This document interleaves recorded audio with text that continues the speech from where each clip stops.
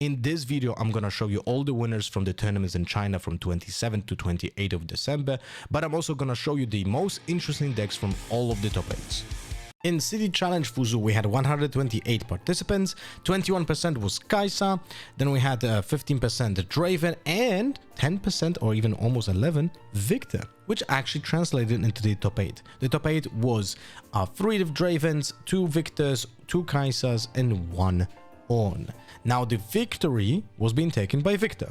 What's also interesting is that in this city, in 2 weeks, we're gonna have the second regional Chinese tournament being played out with massive amount of players and in a best of 3 format. So I'm really looking forward to that. So the winnings Viktor list is basically a control list with sprinkled units on top. We have as locations, remember this is best of 1s, so all of those locations are randomly put into play when they play best of 1. So we have Conservatory to draw cards, obviously it's greatest choice for this deck. Then we have Targon Speak to untap mana, which is as energy, which is also very beneficial, and Vilmar's Lair because you want to be just like every other Viktor deck wants to keep units on the battlefield so they can remove it with spells. Now the decklist itself, and this is something interesting because 2 weeks ago or 1 week ago, I can't remember exactly, I was speaking about the Viktor list with the spells only, and I said that this most likely will be a better deck if you would just include Xin Zhao and Jace's. And look at that. We have a deck that wins a 128 people tournament that has Xin Zhao in it and Jace, which is very interesting because it's the same logic that this player followed the same logic that I thought is gonna be the natural progression for this deck, because it adds additional layer of not like layer, but like a direction of the deck that can take to win a game, right? So we have 3 Vanguard's Armory. Even without Jace, you should probably play Vanguard Armory to make sure that the deck has more win conditions, right? And if you play Vanguard Armory, then it makes no sense to not play Jace, because sometimes it will just happen that you will randomly put your Vanguard Armory on turn 2 or 3 and essentially boost your win rate by like a huge margin. So the deck keeps, of course, majority of its removal. Obviously, has to cut some of the removal to put in Jace and Xin Zhao in it, right? Also, there's one spot being cut for the one Chemtech cask. Now, I don't like the card itself. I feel like it's just kind of a waste in most cases, right? You have to draw it as soon as possible to make sure that you will get value out of it. If you draw it late game, it's really dead, right? So the only way of utilizing it in late game would be if you have also Jace in your hand, and then you can just maybe put in the Vanguard Armory for free. But in general, it's not easy to do later game to find value for the Chemtech cask. But as a one-off, it does help you a little bit with establishing a gear early for Jace, but if you also draw it early, well then actually you will get that value over time for the gold, because you will play a lot of spells in this deck overall, right? So you have all the standard removal, the best ones, so you have Call the Weeks, you have Hidden Blade, you have Blood Money because it works so well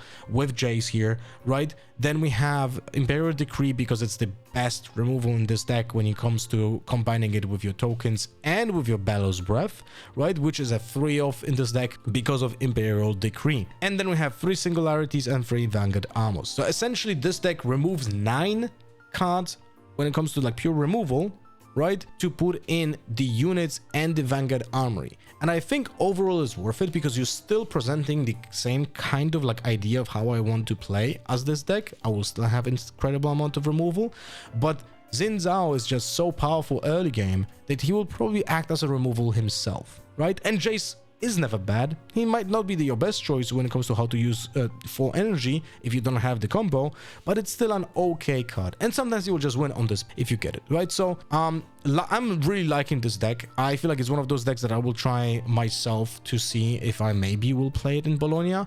But it's also incredibly cheap. There's not a single epic in this version, at least.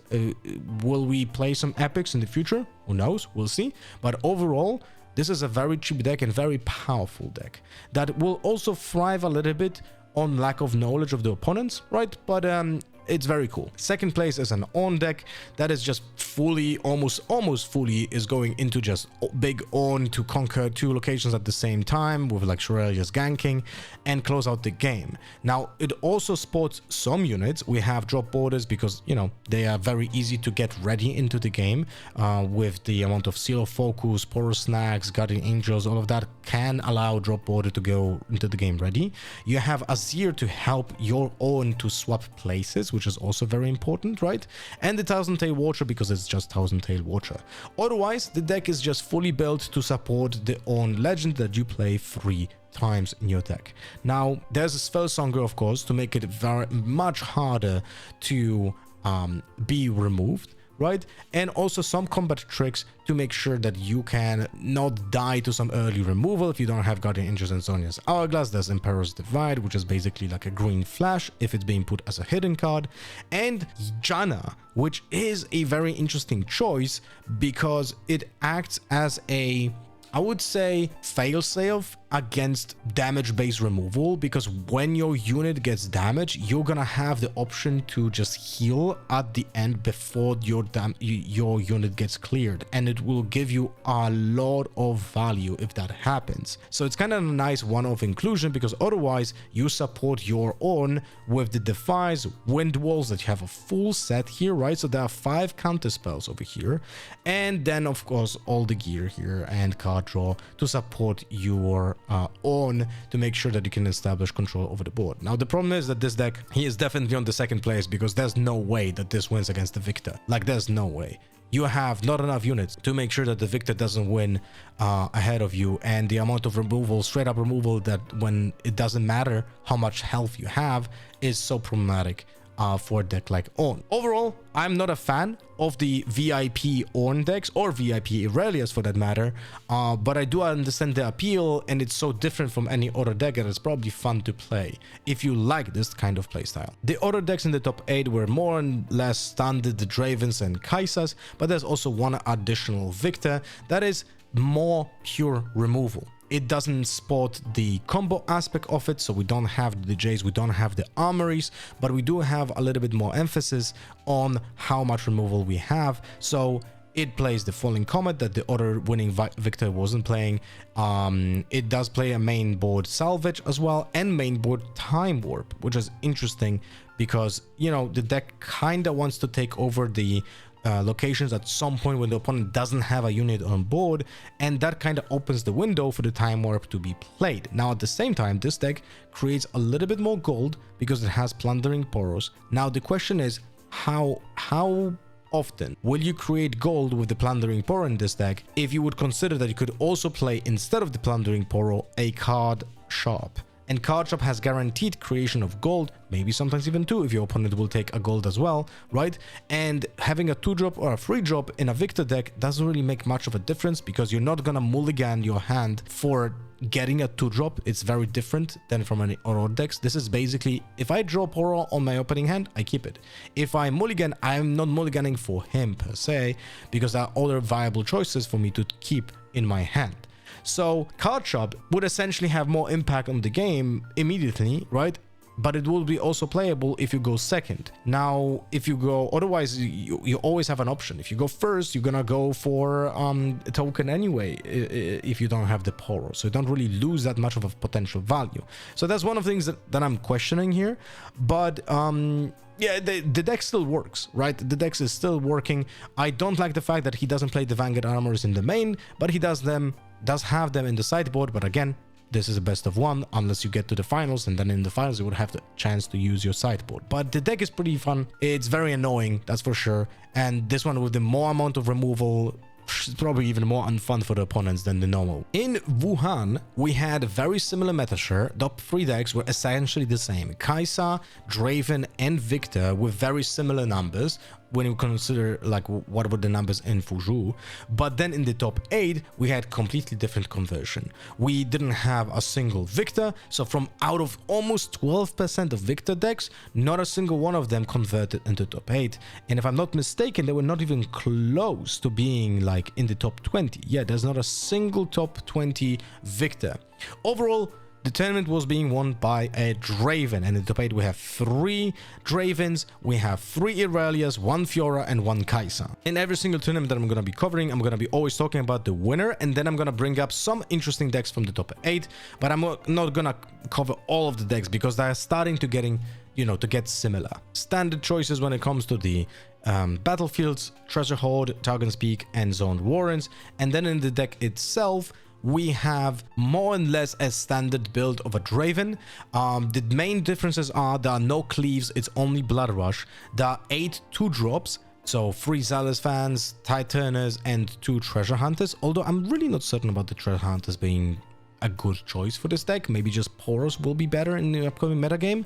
We have though stacked decks in this Draven, which is not always true because not every Draven favors card draw so much when you have access to card draw by default in your legends, right? So they're trying to like find correct ways of building the deck, but overall it's nothing really surprising. Like, it's just a good deck. It does have the long swords and the spinning axe, of course. You have 3 Kaisers for additional card draw and they accelerate, and 2 different kind of hiddens alongside Titan and Fight or Flight to sow confusion, which is even more important in best of 1 because there's 1 switcheroo and 1 Edge of Night, which I think both are fantastic cards in Draven.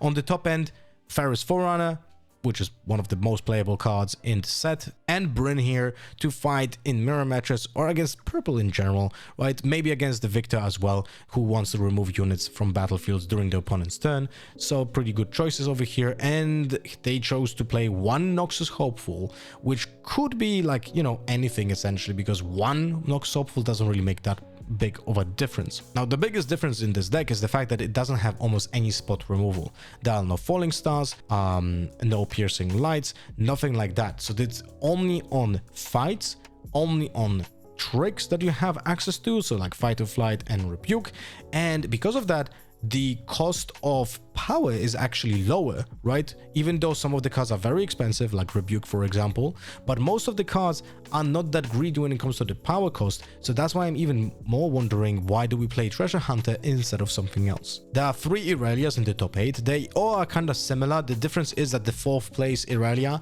has the 2 drops, so Poros, Traveling Merchants and Treasure Hunters, and 3 of them each, which makes it very, very common to actually have a 2 drop in the opening hand. Combining that with the Guardian Angels, you almost always have a play for turn 1, which that's basically 12 cards, right? So that's pretty consistent opening for this Irelia, and then you try to finish the game by having Draven or Irelia being like the VIP unit that goes over the board, and you have so much card draw in this deck is actually kind of crazy, specifically because of the Stellarcon header. Now the places 6 and 7 were being taken by decks that didn't have the same amount of 2 drops and were more playing for the VIP aspect, because they also implemented Zonias alongside Guardian Angels. So you have Treasure Hunters in this deck, but you try not to play them once you establish a Zonias on the board, right? Or you try to like sequence it in a way when it doesn't hurt you.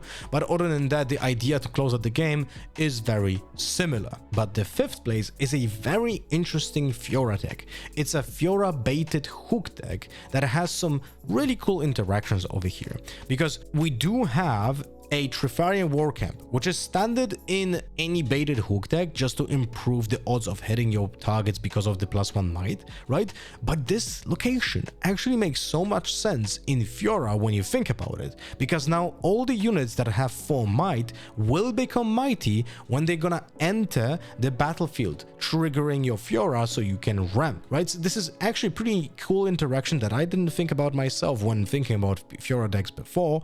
So because of that, you're gonna be able to buff Fiora to mighty when she enters the battlefield. Same goes for Akshan, same goes for the Spectral Matron. Like all of those cards that also have 2 might and get a buff by like +2 can also trigger a mighty when they enter that location, in case they get like a buff from Riposte or a Rally the Troops buff and so on, or the Death Grip. Now, I don't really understand the Death Grip in this deck. I do think it's a great card, but I just don't understand the specific aspect in this particular Inception deck. Also plays 3 types of Fioras. I don't know which one is the chosen champion. Typically, I would assume it's the one one from the left, but at the same time, I'm not really sure I understand if that would be the correct choice for a baited hook deck. Now, I feel like this deck could be min-maxed, but it's very cool to see the idea of baited hook being used in Fiora, because we were always asking, like, what is the payout? What is the payoff, sorry, for playing a Fiora deck?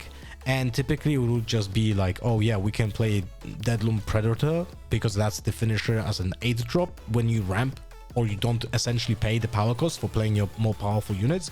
In this case, the payoff is to either hardcast Harness Dragon from your hand, or just get it from baited hook, because essentially anything that is mighty can get replaced by Harness Dragon when you just use the baited hook, right? So you have a lot of options. Even when you have an unsung hero being equipped with a BF sword, or just being hardcasted like Call to Glory on it, will get to mighty, and then you can use the baited hook on it to get the Harness Dragon from the top of the deck, which is incredibly powerful because Harness Dragon can kill a unit in the enemy base, right? So this is pretty nifty. And also what is very interesting, I don't think many people will think that a Fiora plays baited hook in the main deck, at least not now, maybe in the future, right? But it seems like the payoff for the baited hook here is pretty cool, but there's also not that many targets that will scream, oh, that's the payoff. We obviously have the Harness Dragon here. We also have Spectral Matron, which allows you to then play essentially anything else that is a free drop in this deck. So there is the yellow Fiora, the orange Fiora, the Pit Rookies, Honest Brokers, Unsung Hero, and First Mate. And First Mate is probably the best choice when it comes to Spectral Matrons, because then allows you to attack with the Spectral Matron, for example, or just do some combat tricks. But overall, yeah, it's pretty cool. I would love to see one more action in the main if you play like a best of one games, right? Or like limiting the amount of different Fioras that you have. But it's I'm also not certain how it works in a best of one. Maybe if you are able to choose any of those three when you play a best of one without committing to one on a deck list, that would be pretty cool. Then I would understand definitely why would you want to have three, because there are some matchups maybe that you would like to have one of them. But overall, I'm pretty impressed by this deck. I think it's a very cool idea. It's also the only deck, if I'm not mistaken, that is a baited hook deck that can protect the hook from removal because you have riposte. So essentially, if there's any kind of spell that destroys gear, you can use the riposte to save your baited hook from being destroyed, and that is a big deal, right? That is the only baited hook deck that can do that. So yeah, pretty cool invention over here. In Shanghai, we had a metagame where Draven was the most popular, above Kai'Sa, 20%, and Kai'Sa 16, then Irelia with 9%, Master Yi and Viktor with the 8%. So very interesting metagame, a little bit different than the other tournaments that we've seen so far. But in the top 8, we didn't have a singular Draven, which is even more insane to think about, right? One would think that with such amount of Dravens in the metagame, and also deck being that consistent, they would get at least one in the top 8. And that's not the case in this top 8. We had 3 Irelias, 2 Kai'Sas, 1 Azir, 1 Yi, and 1 Lucian. The winning Irelia is a little bit different from the previous one that we've shown.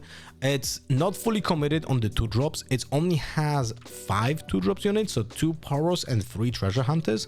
But other than that, it does play some other units in the deck. There's 1 Fizz, there's 1 Vex as well, and of course 1 Draven, the expensive one too, as a win condition, right? So it's still the same idea. You're trying to ride the wind yourself to victory by playing creatures that are hard to remove, and with the combat, because of the combat tricks and the Guardian Angels, right? So having access to Fizz here kind of makes a difference, because you're able to play your spells a little bit more nilly-willy if you have your Fizz already in the hand, because then you can reuse one of those spells in a crucial moment. Most typically that will be Rebuke or Ride the Wind. Those are the two most powerful ones, right? To have access to them in any moment, that'll be great even after using them, right? You also have Last Rites to resurrect any of the toolbox pieces that you need. So maybe it's gonna be a Fizz, maybe it's gonna be one of the, if maybe the Draven died because you weren't paying attention, right? Or the Irelia, and you can resurrect them with the Last Rites. So again, not a fan of this. But it does win a tournament, and that has to be noted. So Yeah. On the second place, we have an Azir, which is a pretty cool deck. The one thing that I'm questioning here is why does an arena greatest in the locations when you are not choosing, when you're going first, right? In a best of 3, this location makes a lot of sense, but in a best of 1, when it's randomized and then you don't know if you're going first or second, might be very detrimental. It only matters for the finals in the Chinese tournaments when they play best of 3. But anyway, I digress. Most standard stuff about Azir is that you're gonna have 6 1-drop gears, so Eye of Herald, Endurance Shield. We don't have many other options apart from seals to include in this deck, and you need the pieces because otherwise you're not gonna create sand soldiers, right? So you have to get that gear to make sure that you will create the sand soldiers over time. Now there are some really cool inclusions over here, like for example we have 3 death grips which are working pretty neatly with the sand soldiers. So the interaction with the death grip could go like this. Let's say we have 1 token on the board that is ready. Then we play the brutalizer on our board, and because of that we trigger the legend to create a token. That token goes tapped into the game. Now, because it has Weapon Master, this brutalizer gets attached to the token that just got played. So this token now becomes 5 might. Now, when we play the Death Grip on this token will transfer the 5 might to the other token. So this one becomes 7 might. Now, we draw +1 card from the Death Grip, right? So we use here 5 energy, 2 for a brutalizer, 2 for the Death Grip, 1 for the token. We draw 1 card, we transfer the might to the other ready token, and now this brutalizer can also use 1 power to attach this brutalizer to this token now, and this token becomes suddenly 10 power instead of 7, if you ever need that number, because you know the difference between 7 and 10 maybe it will not make a difference. But the point is, you can have those kind of creative plays because of the Death Grip and because of equipment being essentially doubling its power, its might. So that's pretty cool. Now you also have guards, which is a hidden, so potentially a unit being played on a reaction time that can enter the game with an equipment to it, right? So think about it this way: if you have an unattached equipment, even Doran's Shield, somewhere on the board, and you have guards hidden on a location with one of your sand soldiers, suddenly guards becomes not +2 but like +3 might, or even more. Maybe there's a BF sword unattached, suddenly it's +5 might, right? There are options over here when it comes to using this card, so that's pretty cool. You have also access to Emperor's Divide, which is the green flash, right? It does essentially this green flash if you hide it. If you play it from hand, it's on action speed, which does make a difference in many cases, but sometimes you will play it from hand. Other than that, more standard yellow stuff. So you have the 3 hidden blades, 2 Cull the Weak.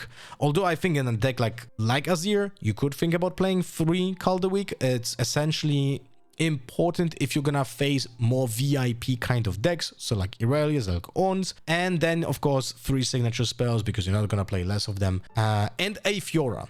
1 yellow Fiora over here, 2 yellow Fioras actually, will allow your tokens to enter the game ready when they get, for example, a BF sword equipped, or you use the Death Grip to boost them to might, right? So that's an additional way of closing out the games. Same goes for the 1 Azir, which allows you to move between battlefields and establish double control when you accelerate him. Overall, pretty cool deck. Now the question is, will it do well in the best of 3? Probably not, because the hate towards equipment will be pretty big. The 5th place in Shanghai was being taken by a Master Yi, but a mid-range version, because Aurora probably in this meta doesn't really stand a chance, right, with all of this equipment hate. Although this is a best of 1 event, so you never know. Anyway, the point is, this deck runs a lot of 2-drops. It's just like a more standard honest deck, right, that then swaps to a different type of deck when it holds with Trinity Force and scores additional points.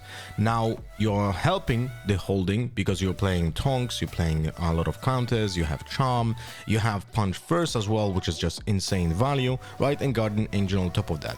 What is also interesting, you have 2 new creatures that kind of replace the old creatures in this deck. Like Navori Scout is essentially just replacing Kiana because you don't have to pay the power cost, while you get the most important aspect of Kiana, which is the deflect, right? And then Ruin Runner doesn't necessarily slot in into anything specific, but it just helps because it cannot be chosen by spells and abilities. And right now the metagame is just like full of rebukes. So whenever you play a big creature, right, a big unit, and you get rebuked, you kind of feel like an idiot. So Ruin Runner just plays around that while delivering a lot of power, right, and making all of those possibilities in your opponent's hand kind of useless. Is this a good deck?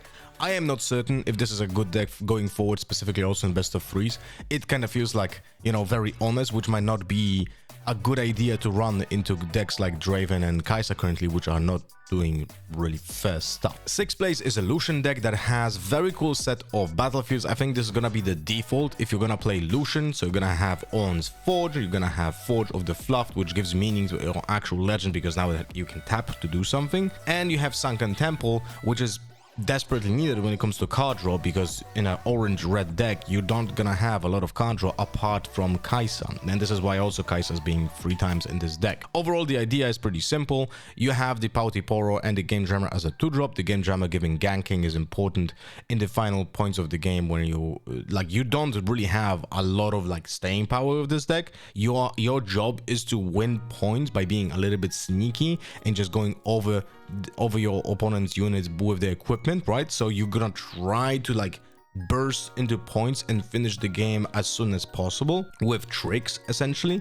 right? So that's why the Game Jam is as well here, which serves the purpose of a 2-drop and a potential game finisher if you don't have your Relentless Pursuit, for example. And then you have Hexdrinker's Hodoran Blades, which are also 2-drops. You have to remember that because you play Lucian as your chosen champion, he has a Weapon Master, which means that he can use your first turn Doran's Blade and equip it to himself instantly. And then if that was like, for example, you going second and you play Doran's Blade, you go Lucian, and you can already play Relentless Pursuit, well, that is pretty good. You're easily just getting some value on turn 2 already, right? So overall, there's a lot of tricks in this deck that are like you can enter ready with Confront, which cantrips, which is pretty good. Bone Shiver gets insane value when it comes to channeling runes when you combine it with the Relentless Pursuit. You have to think about the Relentless Pursuit a little bit like Ride the Wind, essentially, for this deck, but just has an upside of also equipping a weapon to you, right,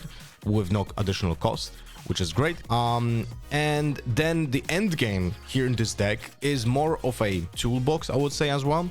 I'm honestly surprised that there's only one action in this deck, specifically also in a best of 1. I think Weapon Master, that has also a purpose to not destroy, but like take advantage of opponent's gear in a best of 1 is probably even better than it would be in a best of 3, and I think this guy is pretty insane. But Brynheers are great to finish the game against purple colors, because now you're gonna be able to just drop Brynheer, and then your other unit, most likely Lucian, is gonna be able to like double concur and will not be affected by cards like Rebuke or Fight or Flight, right? So that's the purpose of Brynheer here mainly. And then Ruin Runner, as I explained in the Master Yi, essentially plays against also purple, right, but doesn't require your Brynheer to be played this turn. A very interesting deck is in the top 8. The 8th place was being taken by a Kai'Sa that plays Fortified Positions, Void Gates, and Ravenbloom Conservatory. And when you look in the base 40, essentially it doesn't have a lot of staples. There's no hex deck right here, and instead of that we have Bellows Breath, which kind of makes sense when we have Void Gate, but at the same time we cannot choose the location when we play in the best of 1, so that's kind of like risky, right? And then we have a lot of mechs, so we play 3 Game Jammers, 3 Forecasters, 3 Production Surge, which is fantastic in Kai'Sa, but at the same time we don't have Ferris Forerunners in the main, and it just seems like we just have like a combo of a Kai'Sa and a Draven, like a kind of a cosplay and a rumble at the same time. So we have long swords, which kind of act like the spinning axes for this deck, but they're just worse, right, because they're not a signature spell. Card Sharps, I'm actually not certain why we're playing Card Sharps in this deck. I know the cost is high on the power cost, like it's very weird. Like there's singularities, but why there are singularities we don't have piercing lights? Maybe this deck was being built because the person didn't have like full access to cards from Spiritforged, but at the same time, I don't know. I am really not certain what's going on over here, because not playing Ferris Forerunners and but playing 3 singularities and not playing any piercing lights, while we also have Void Gate in the 3 of the locations, seems really weird. But it's just a different build of Kai'Sa that I just wanted to show. It's not very deep, just wanted to show it. Now we're jumping to Shenzhen, which metagame was divided into essentially 4 characters when it comes to the 50% of the poll. Kai'Sa 17%, Draven 14%, Viktor 12%, and Irelia 10%. In the top 8 we have 3 Kai'Sas, 2 Irelias, 1 Rek'Sai, 1 Draven, and 1 Master Yi. The entire tournament was being won by the Kai'Sa, so let's take a look at the interesting decks from this tournament. The first place Kai'Sa is interesting because it's a mech Kai'Sa that utilizes a lot of play patterns that we already seen, but think about the efficiency over here. Many people don't play Production Surge and Noxus Hopeful together, which I think might be a mistake. Think about it here, like when we play a best of 1 here, we start with a Game Jammer or a Forecaster as a 2-drop, and then on the 4 energy turn, which is turn 2, we play Production Surge into a Noxus Hopeful. We essentially created 7 might on 4 resources. Like, that is unbelievable level of power that I think not a single other deck can do, apart from others like that will just use Production Surge and Noxus Hopeful, right? But that is very explosive, and you also draw a card on top of that, right? And you still have access to the proactivity that Kai'Sa will give you with the Hextech Ray, with the Cleaves. Although this deck I feel like could utilize Blood Rush more instead of Cleave, because it plays so many like early drops that you could take advantage of for the Blood Rush, right? And the thing that I kinda question is the singularity here. I'm still struggling to understand why the singularity is in those decks. I feel like maybe the reason is the Ferrous Forerunner, but at the same time, singularity killing the Ferrous Forerunner still like doesn't solve the problem of the Ferrous Forerunner. That's why this card is like so powerful, right? Also, we have the Piercing Light in the sideboard, but not in the main, so there has to definitely be. I feel like this might be the reason why there are people are running those singularities just to deal with the Ferrous Forerunner, and they're not playing the Piercing Lights as an additional to the Falling Star. But overall, this is just a more standard Kai'Sa that just utilizes the early game advantage with the Production Surge. It's pretty neat. It's pretty straightforward build, but it's very efficient for sure at what it does. So the other interesting deck from Shenzhen is the 4th place Rek'Sai, which is a small combo of Veiled Temple and a Sun Disk or the Seals of Rage, right? So that's pretty neat. It's a very different deck from this Rek'Sai than the others that I've seen. It's not a baited hook, and it's also like not just trying to establish like the bonuses from discovering cards from top of the deck. It's just a tempo aggro deck that plays a lot of removal that is very cheap, right? We have like full array of 2-drop removal. We have 2 Hidden Blades, 2 Call the Weak, we have a Piercing Light, and 4 Falling Stars. Now all of those cost power. This is why we're running Seals of Rage in this Rek'Sai, and even though those cards are cheap and we're emptying our hand, it shouldn't be a problem to refill our hand if we're playing Rek'Sai, because we're gonna be able to play from the top of our deck as well, right? So it's pretty neat the way that this idea behind this deck is being built. It's probably not super consistent, although I didn't play this deck, right? So you have everything that just Reddit gives you: access to Blood Rush, access to Darius, Ferrous Forerunners, right? And you have, of course, Noxus Hopeful. So this is pretty standard when it comes to the red cards. You're just trying to overrun your opponent as soon as possible. There's not a lot of tricks in this deck. There's essentially Longsword and Cleave, and that's about it, right? Everything else, well, Hidden Blade is a fantastic trick, actually. Should have mentioned that, because you want to use the Hidden Blade when you're finishing the game, right? In a similar fashion, which like you will see in Viktor decks, where the draw doesn't matter if the turn you play Hidden Blade wins you the game or in the follow-up, right? The opponent will not be able to utilize those cards that he's going to draw from the Hidden Blade, which is very important to understand how to play those and when to play those tricks in this deck. Overall, it's an interesting deck. I wanted to show you guys it because if you want to try a Rek'Sai deck, I feel like this one and maybe the baited hook that is a little bit more casino, but this one is definitely more consistent. But is it consistent enough? Probably not. You can still have very awkward hands that cannot be fixed if you're not concurring. On 7th place, we have a Master Yi that is similar to the one that I spoke about, which had the Trinity Force, but this one plays without Trinity Force. So it's a little bit more honest than the other one, right? So it still kinda has the same root, right? So you have Poros as our 2-drops, we have the Punch First, we have On Guard, we have Discipline. That is 9 tricks that are giving plus might to your deck, right? We have a full set of Defy, we have 1 Wind Wall on top of that, 3 Charms, which is quite a lot, and then on top of that we have some equipment: Endurance Blade, Guardian Essentials, and Brutalizers. Top end of the game of the deck is the Ruin Runners, exactly like in the order. Master Yi, Navori Scout replacing the Kianas. Actions, 2 of them, which I like very much. Definitely was probably yes, that's what I wanted to say, was a very helpful thing in those best of ones that the person was running. And then on top of that, a Blitzcrank. So this deck has like 5 of charms built in, which is incredibly oppressive. Now the only thing that I wanted to say though, when you play me to a battlefield, you may move an enemy unit here. Remember that this guy has to be played on a battle that you control, so you are not getting the bonus from Master Yi if you do that. But it's definitely unpredictable thing that can happen when you play against a Master Yi in a best of 1, and suddenly that guy plays just a Blitzcrank on his own unit. It's like, what the hell, right? So yeah, pretty neat build. Of course you have Twonks as well, but it's a very honest deck, but still managed to get a top 8 in a big tournament. In Chongqing, I think that's how you say it, I'm not certain. We had 84 players, so it was not fully packed. We had 30% Kaiser decks overall in the field, 13% the Draven, and 10% Viktor. But then in the top 8, we had only 4 Dravens, 3 Kaisers, and 1 Lee Sin, which was won by a Draven deck that we're gonna take a look at. So this Draven seems pretty standard, but the ratios are pretty cool, which makes the deck very consistent. We have 3 LotharHS, 3 Stack Deck, 3 Spinning Axes, 2 Fans, 3 Titaners, 3 Treasure Hunters. So we have 8 2-drops over here, 3 Fight of Flights, 2 Rebukes, 2 Ride the Winds, 1 Hard Bargain, 3 Long Swords, so we're going for the 6 Spinning Axes deck, right? 2 Kaisers, and I agree with that. I don't think you need more Kaisers than 2 in a Draven deck. I feel like you're already drawing a lot of cards, and Kaisers then is being used for the Accelerate, which is like, it's whatever, right? It's a 4-drop of Accelerate, so that's not that big of a deal. 3 Noxus Hopeful, 3 Dariuses, and 3 Ferris Forerunner. So it's very consistent with what you're going to be drawing, and that's probably why this deck took the first place as well. I really like this build. It's pretty straightforward. It doesn't have like any damage removal built in.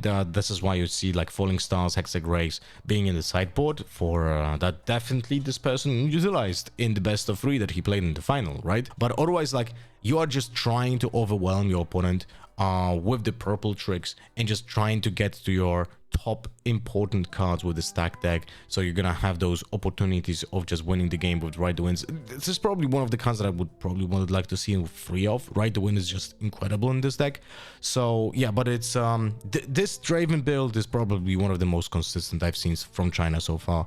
From the interesting decks in this tournament, on the 3rd place we have a Lee Sin, which kind of makes like a cosplay of this Master Yi deck that we have seen before, but the ratios are so different. You see almost the same cards, but there's only 5 2-drops, right?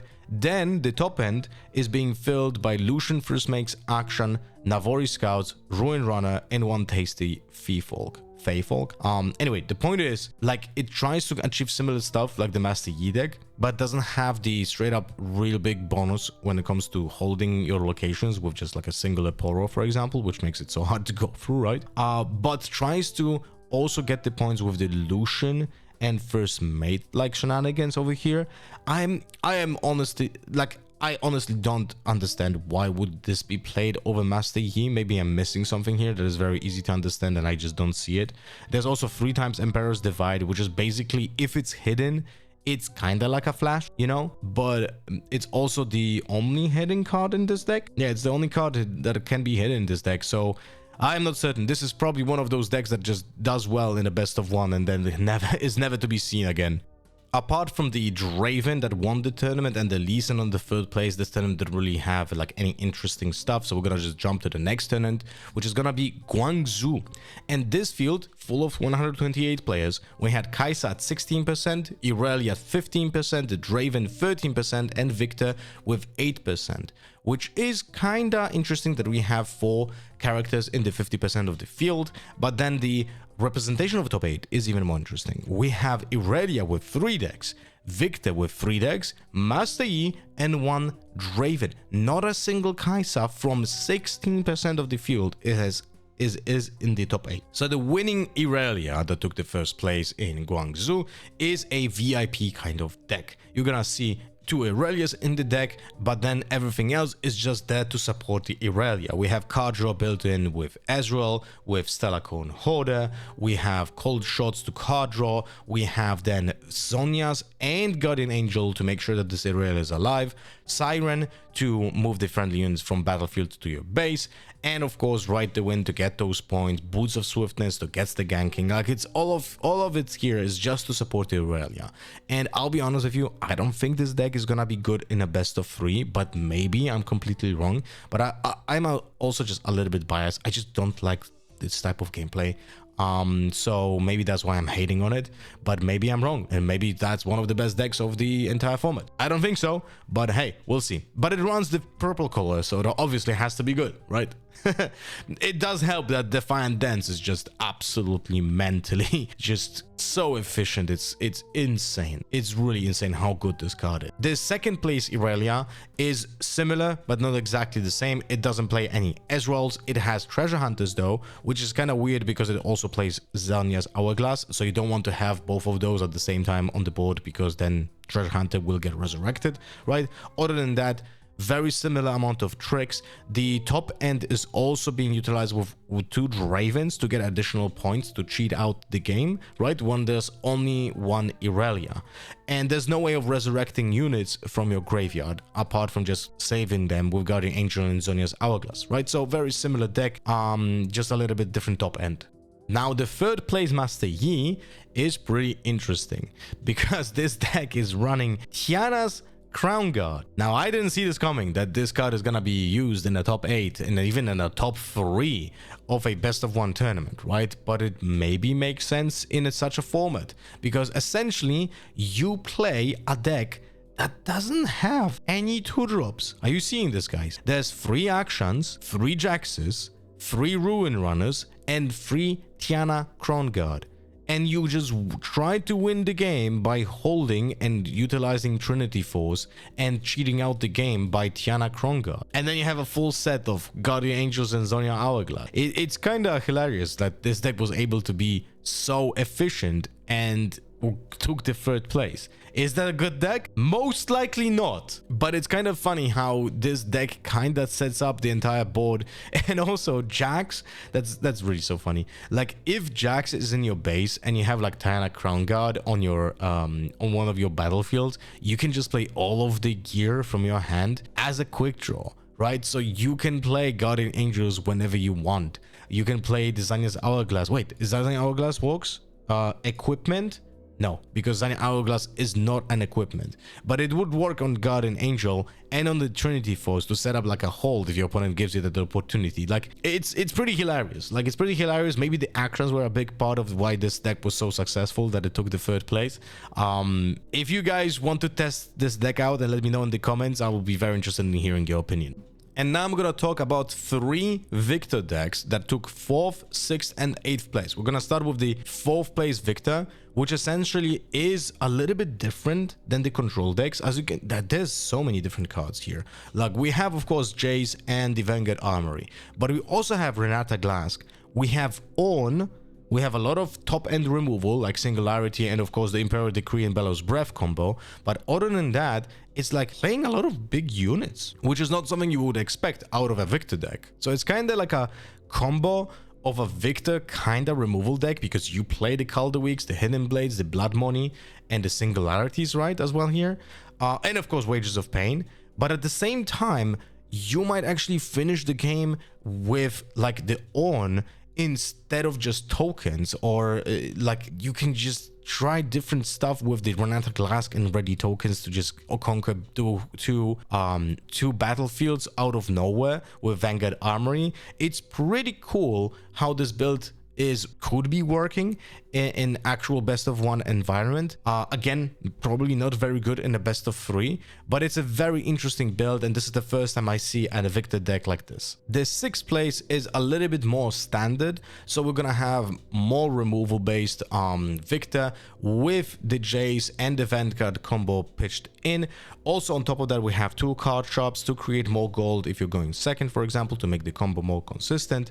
And that's about it. This is the deck. We already talked about this deck so much, so I just wanted to show you this build that took the 6th place.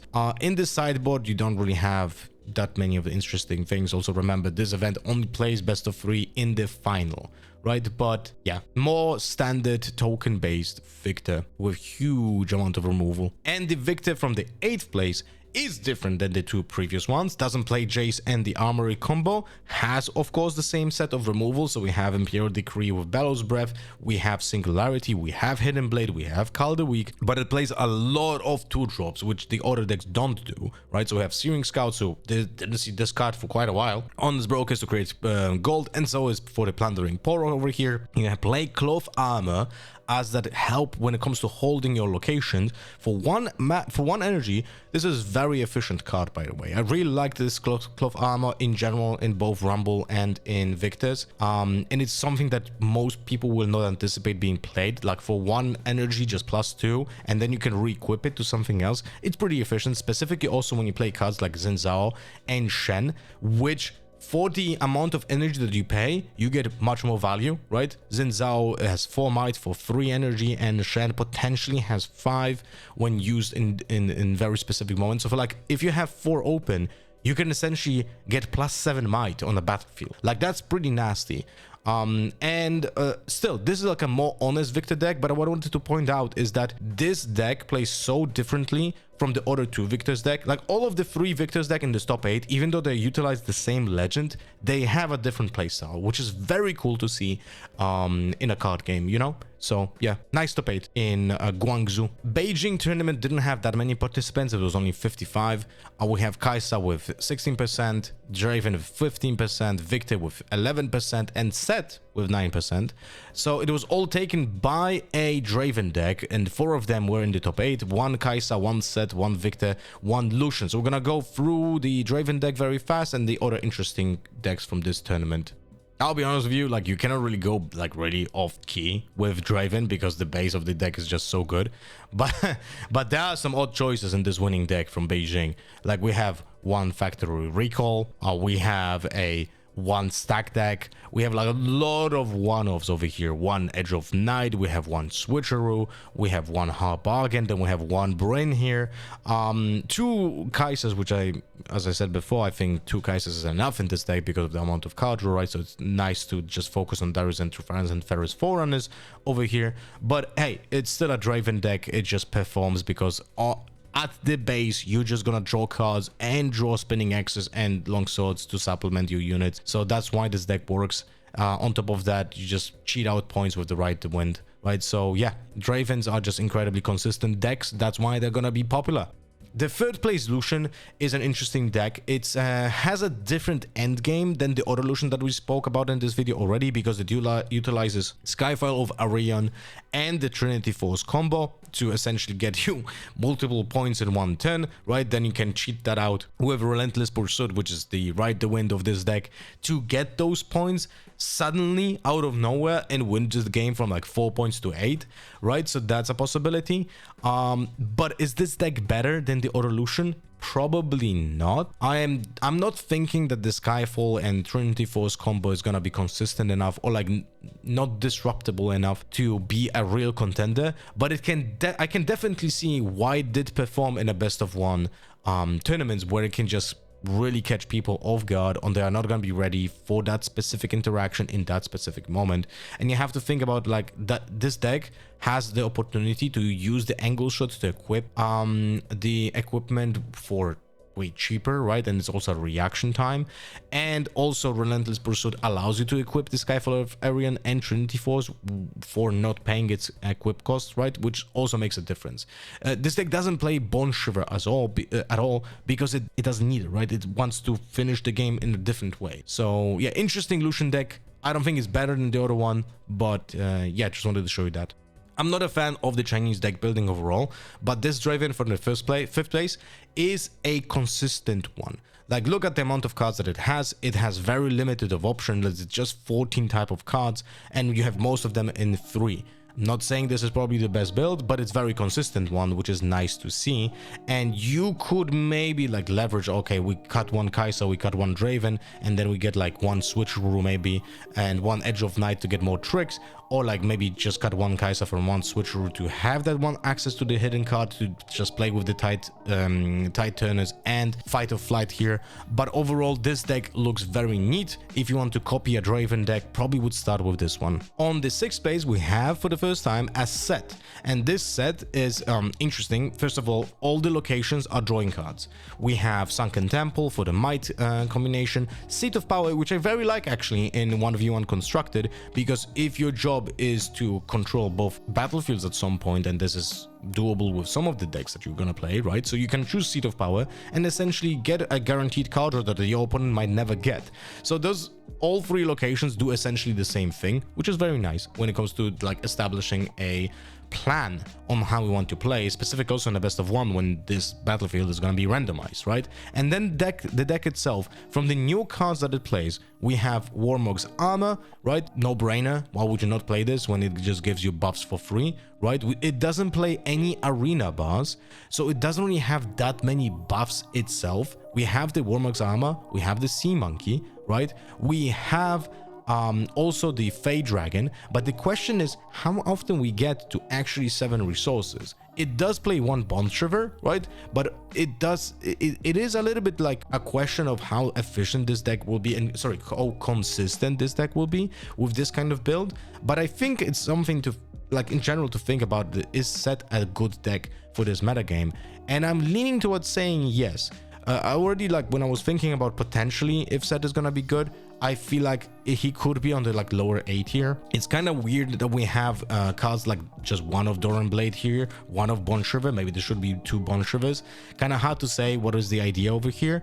But it's cool to see cards like Death Grip, which have so much synergy with Set himself, right? You can sacrifice a unit that is buffed, and then the unit doesn't die because you save it with Set, but you still get the bonus might, and it's a reaction time, and you also cantrip, right? So there are options here to be efficient. The only problem I see is just, yeah, how do you give buffs? Like, that is the main problem with this deck. Fiora utilizes Doran's Blade and Bond Shiver to also get to Mighty, right? We have 1 action, but I feel like probably the one thing that we have to fix here in this set is just giving more possibilities of actually giving a buff to unit. But overall, I feel like set might be a contender in the near future, so yeah, just wanted to share with this one. And the last tournament we're going to be talking about today, Nanjing, 128 participants. The top 8 for the first time has an any deck.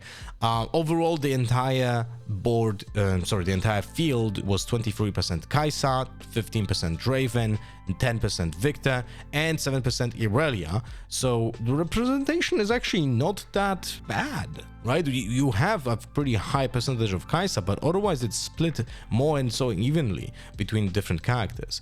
But the top 8 was dominated by Dravens with 4 of them, and then 1 Annie, 1 Irelia, 1 Viktor, and 1 Kai'Sa. What is interesting is that the entire tournament was being won by a Kai'Sa, even though there was 1 Kai'Sa out of the 30 decks in the entire tournament. So let's take a look at this Kai'Sa and how she was built.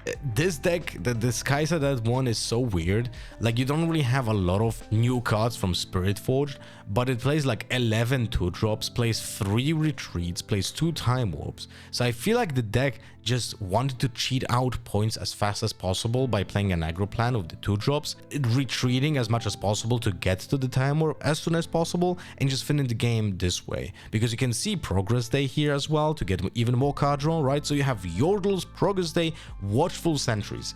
So like, you can see definitely a direction of what this Kai'Sa wanted to achieve, right? And then just cheat out the game with the time warps. It's pretty interesting. The card draw is also represented in the battlefields. We have Conservatory, we have Dreaming Tree, Reverse Draw, of course, like why not? But overall, it's so different from the other Kaisers that we've seen because it plays more like a set 1 deck than a set 2 deck. We don't have any of the new powerful cards, at least in the sideboard. We have Ferris Forerunners, but we don't have the Production Surge. There's one Piercing Light here, so that's nice to see. But there's still 2 Singularities in the main, which I really started to think that it's the only reason why the Singularity is here is to kill these Ferris Forerunners and the opponents. The Victor from the 5th place is an interesting deck. It's again a combination of all of the possibilities that you can have in a Victor deck. So it has all the removal, right? You're not gonna play a Victor deck that doesn't have 3 Bellows Breath and 3 Imperial Decree, like I can guarantee you that. There's also a full set of Call the Weak, Hidden Blade, of course, and Blood Money, right? So all the removal here. You have the 1 Face Breaker to just hide one of those Hidden Blades in potentially a different hidden card, and 1 Console the Past. From the units though, we have a different set. We have 2 Zinzaos, and I'm a big fan of this card, but other than that, we have Yordles, Card Shops, and Faithful Manufactors. So it seems like this player wants to go for consistency rather for like explosiveness with potentially like Jace and Vanguard Armory, and tops the end game with Thousand Tail Watcher. So it's again like a Victor more from set 1 than a set 2, but it gets the update from the set 2 with the all of the removal that we get here. So it's an interesting choice. I feel like all the Victors can be playable because of the amount of removal that they have the access to. Like I feel like Call the Weak is just so good. Specifically in this Chinese meta game, when you have so many decks just running those kind of VIP kind of style of decks with like own Irelia, to some degree we have seen also some Dravens try to play on the more VIP aspect, but it's interesting to see that the Call the Weak is just answer to all of those decks because they can just remove a unit so easily, right? So very interesting choice for this Victor, and big fan of seeing all of the variants that we can see, even though the Victor has such a strong core. I'm certain you're all curious about the 8th place Annie deck, and it is a deck, I'm telling you that. Like, it's so weird. It has all the base, right? We have the Vise, we have the Ride the Wind, but it's only 2 Vise and 2 Ride the Wind, right? And then we have a little bit more 2-drops. We have Titaners, Merchants, and Treasure Hunters, which is understandable. You have so many good 2-drops in purple that it's kind of funny not to run them. But then just look at the end game here. It's so weird. 1 Dune Breaker, 1 Invert Timelines, 1 Ezreal, no scrap heaps. It's just kind of hard to take this deck seriously with all of the 1-drops. It also plays Piercing Lights instead of Falling Stars. I would love to hear like why was that an option. I still feel like Falling Stars as your first choice are gonna be more important in the metagame when dealing 3 is just so important, right? But this deck is just, I don't know, man. Like, it's, oh my god, and I just saw the sideboard. It's 8 different cards. Yeah, so maybe don't take this Annie as a designator of success for Annie. But it's just funny to see. I don't know. Anyway, let me know in the comments what you guys think about this format of a video when I'm focusing on the winning decks and the interesting decks from the top 8, but not like explaining every single top 8, because those videos would be like 3 hours long, right? So I'm trying to condense the informations in the video. So I'm very interested in hearing your thoughts, and see you guys with next video probably in like a day or 2. See ya, bye bye.